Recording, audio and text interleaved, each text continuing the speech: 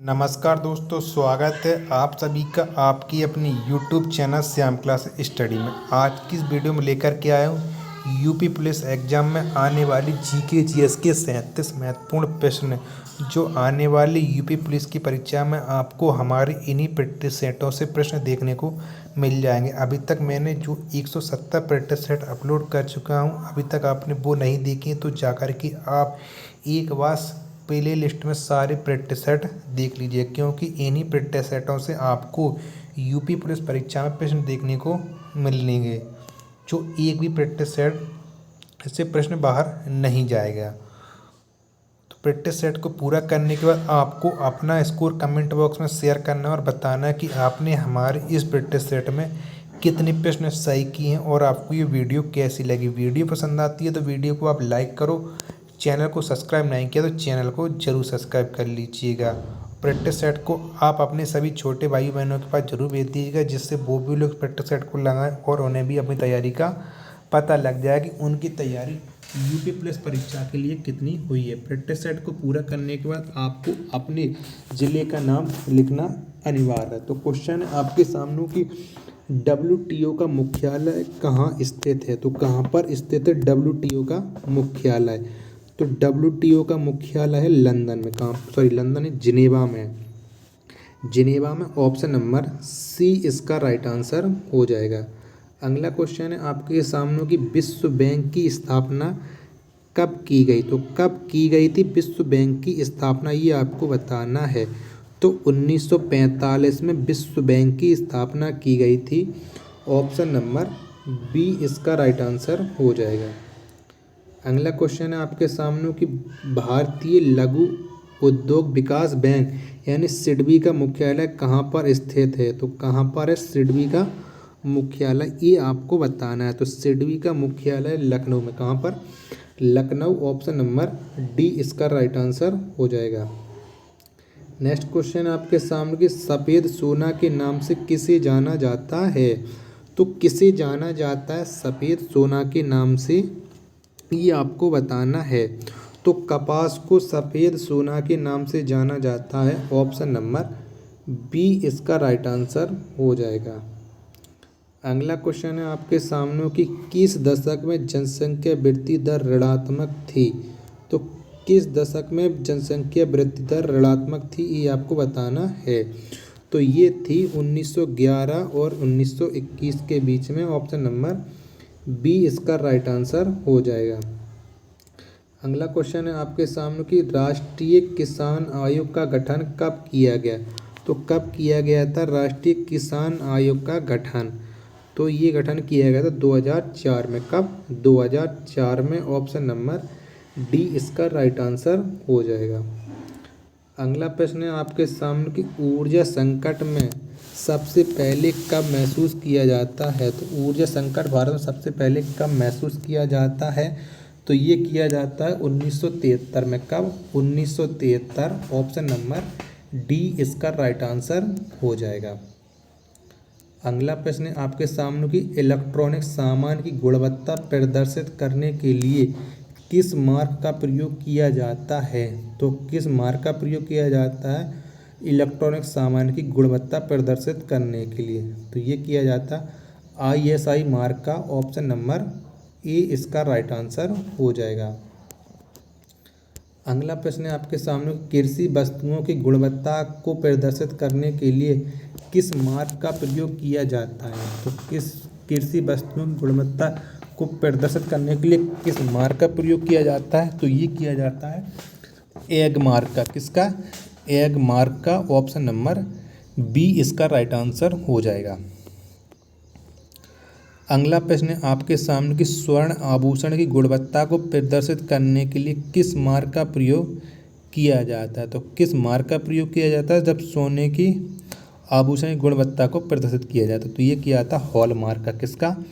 Hall mark का। Option number A इसका right answer हो जाएगा। अगला प्रश्न है आपके सामने कि विश्व बैंक का मुख्यालय कहाँ पर स्थित है। तो कहाँ पर स्थित है विश्व बैंक का मुख्यालय। तो ये स्थित है वाशिंगटन DC में। कहाँ पर है? वाशिंगटन DC में। ऑप्शन नंबर डी इसका राइट आंसर हो जाएगा। अगला क्वेश्चन है आपके सामने कि सुंदर राजन समिति का संबंध किस क्षेत्र से है। तो किस क्षेत्र से इसका संबंध है सुंदर राजन समिति का, तो इसका संबंध है पेट्रोलियम से। किससे? पेट्रोलियम से। ऑप्शन नंबर डी इसका राइट आंसर हो जाएगा। अगला प्रश्न है आपके सामने कि हजारी समिति का संबंध किस क्षेत्र से है। तो किस क्षेत्र से संबंध है हजारी समिति का? तो हजारी समिति का संबंध है औद्योगिक नीति से। किससे? औद्योगिक नीति से। ऑप्शन नंबर ए इसका राइट आंसर हो जाएगा। GATT की स्थापना कब की गई थी, यानी गैट की स्थापना कब की गई थी? तो इसकी स्थापना की गई थी 1948 में। कब? 1948। ऑप्शन नंबर ए इसका राइट आंसर हो जाएगा। अगला प्रश्न है आपके सामने कि WTO की स्थापना कब की गई। तो कब की गई थी WTO की स्थापना? क्योंकि आप जानते हैं कि WTO का मुख्यालय जिनेवा में इसकी स्थापना की गई थी 1 जनवरी 1995। कब? 1 जनवरी 1995। ऑप्शन नंबर सी इसका राइट आंसर हो जाएगा। अगला क्वेश्चन है आपके सामने कि स्वर्ण द्वीप के नाम से किसे जाना जाता है। तो किसे जाना जाता है स्वर्ण द्वीप के नाम से? तो ये जाना जाता है पेट्रोलियम को स्वर्ण द्वीप के नाम से। ऑप्शन नंबर डी इसका राइट आंसर हो जाएगा। WTO के प्रथम अध्यक्ष कौन थे? तो कौन थे WTO के प्रथम अध्यक्ष? तो ये थे पीटर सदरलैंड। कौन से? Peter Sutherland. Option number C इसका राइट आंसर हो जाएगा। अगला क्वेश्चन है आपके सामने कि स्वतंत्र भारत की प्रथम औद्योगिक नीति कब शुरू की गई। तो कब शुरू की गई थी स्वतंत्र भारत की प्रथम औद्योगिक नीति? तो ये की गई थी 6 अप्रैल 1948। ऑप्शन नंबर डी इसका राइट आंसर हो जाएगा।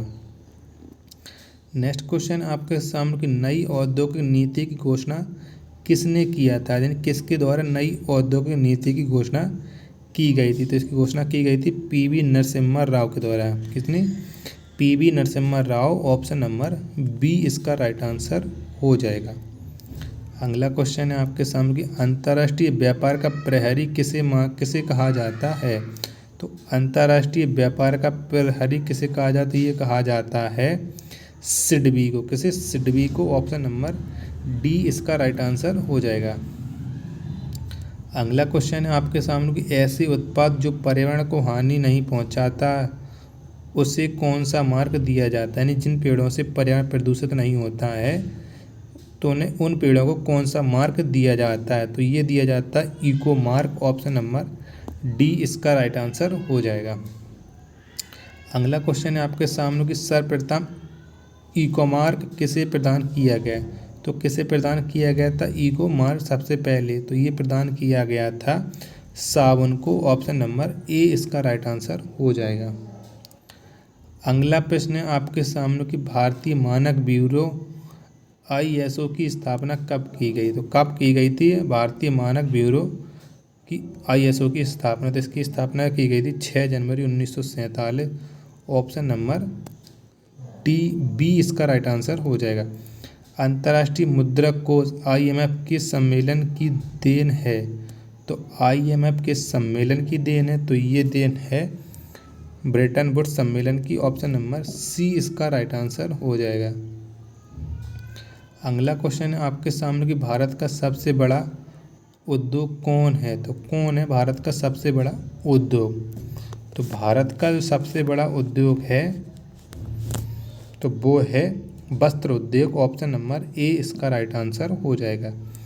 NTPC की स्थापना कब की गई, यानी कब की गई थी NTPC की स्थापना? तो इसकी स्थापना की गई थी 1975 में। कब? 1975। ऑप्शन नंबर सी इसका right answer, option number D इसका राइट आंसर हो जाएगा। नेक्स्ट क्वेश्चन है आपके सामने केंद्रीय यज्ञमार्ग प्रयोगशाला कहाँ स्थित है। तो कहाँ पर स्थित है केंद्रीय यज्ञमार्ग प्रयोगशाला? तो ये स्थित है नागपुर में। ऑप्शन नंबर सी इसका राइट आंसर हो जाएगा। अगला क्वेश्चन है आपके सामने कि सेल की स्थापना कब हुई। तो कब हुई थी सेल की स्थापना? तो सेल की स्थापना हुई थी 1974 में। ऑप्शन नंबर बी इसका राइट आंसर हो जाएगा। अगला है आपके सामने कि भारत में पेमेंट अधिनियम सर्वप्रथम कब पारित किया गया। तो कब पारित किया गया था भारत में पेटेंट अधिनियम सर्वप्रथम, तो ये पारित किया गया था 1970 में। ऑप्शन नंबर ए इसका राइट आंसर हो जाएगा। अगला है आपके सामने कि हरा सोना किसे कहा जाता है। तो किसे कहा जाता है हरा सोना, तो चाय को हरा सोना कहा जाता है। ऑप्शन नंबर डी इसका राइट आंसर हो जाएगा। अगला क्वेश्चन है आपके सामने कि राष्ट्रीय ग्रामीण विकास संस्थान कहाँ स्थित है। तो किसे कहा जाता है हरा सोना, तो हरा सोना कहा जाता है चाय को। ऑप्शन नंबर डी इसका राइट आंसर हो जाएगा। अगला आपके सामने राष्ट्रीय ग्रामीण विकास संस्थान कहाँ स्थित है। तो कहाँ पर स्थित है राष्ट्रीय ग्रामीण विकास संस्थान, तो यह स्थित है हैदराबाद में। ऑप्शन नंबर डी इसका राइट आंसर हो जाएगा।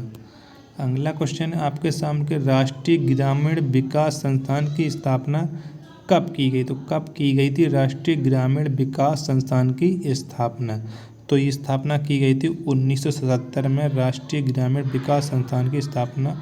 ऑप्शन नंबर सी इसका राइट आंसर हो जाएगा।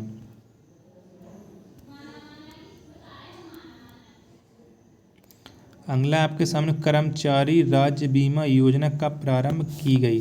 तो कब प्रारंभ की गई थी कर्मचारी राज्य बीमा योजना, तो ये प्रारंभ की गई थी 1952 में। ऑप्शन नंबर सी इसका राइट आंसर हो जाएगा। अगला आपके सामने कि भारत का अधिकतम विदेशी व्यापार किस देश के साथ किया जा रहा है। तो किस देश के साथ अधिकतम सीमा का व्यापार किया जा रहा है, तो ये किया जा रहा है यूएसए के साथ। ऑप्शन नंबर बी इसका राइट आंसर हो जाएगा। नेक्स्ट क्वेश्चन आपके सामने कि विश्व बैंक की उदार ऋण प्रदान करने वाली खिड़की किसे कहा जाता है। तो विश्व बैंक की उदार ऋण प्रदान करने वाली खड़ी किसे कहा जाता है, तो ये कहा जाता है आईडीआई बैंक को। किसे आईडीआई बैंक को। ऑप्शन नंबर डी इसका right answer option number A इसका राइट आंसर हो जाएगा। अगला क्वेश्चन है आपके सामने कि शीतल पेय के प्रणालन के लिए प्रयुक्त चिन्ह कौन सा है। तो कौन सा इसके लिए प्रतिपादक चिन्ह, तो ये है एफयू अम्ल। कौन सा एफयू अम्ल। ऑप्शन नंबर ए इसका राइट आंसर हो जाएगा। नेक्स्ट क्वेश्चन आपके सामने कि किस वर्ष विदेशी विनिमय प्रबंधन अधिनियम प्रभावी हुआ। तो किस वर्ष प्रभावी हुआ था ये आपको बताना है, तो ये प्रभावी हुआ था 2003 में। ऑप्शन नंबर सी इसका राइट आंसर हो जाएगा। अंतिम और लास्ट प्रश्न है आपके सामने इंडिया एज फॉर सेल नामक पुस्तक के लेखक कौन है। तो इसके लेखक कौन है, तो इसके लेखक हैं Chitra Subramaniam. Option number D इसका राइट आंसर हो जाएगा। तो अब आप बताइए कि आपने हमारे इस प्रैक्टिस सेट में कितने प्रश्न सही किए और आपको ये वीडियो कैसी लगी। वीडियो पसंद आई हो तो वीडियो को आप लाइक करो, कमेंट करो। चैनल को आपने सब्सक्राइब नहीं किया तो चैनल को जरूर सब्सक्राइब कर लीजिएगा। स्कोर बॉक्स में अपना स्कोर और अपने ज़िले का नाम देना ना भूलें। मिलते हैं नेट प्रैक्टिस सेट में, तब तक के लिए धन्यवाद। जय हिंद प्यारे साथियों।